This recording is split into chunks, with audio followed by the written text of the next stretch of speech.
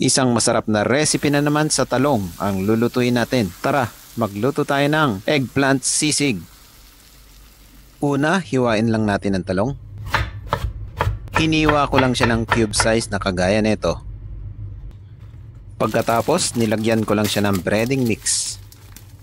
Halu-haluin lang natin yan hanggang sa kumapit yung breading mix dun sa talong. Pagkatapos, magpainit lang tayo ng kawali at lalagyan lang natin ng mantika. Piprituin lang natin yung talong. Make sure lang na hindi natin siya i-overcrowd para madaling maluto. Kapag golden brown na at malutong na, set aside lang natin yan. Maglalagay lang tayo ng butter sa kawali at igigisa lang natin ang sibuyas, green bell pepper, garlic, spring onions, konting asin, ground black pepper at gisa-gisahin lang natin yan hanggang sa lumabas yung aroma. Saka natin ilalagay ang pritong talong, liquid seasoning, oyster sauce, mayonnaise,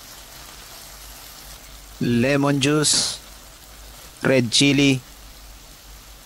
Tapos halu-haluin lang natin yan hanggang sa mag-mix ng maayos. Halos okay na to. Saka natin lalagyan ng itlog at garnishan lang natin ng spring onions.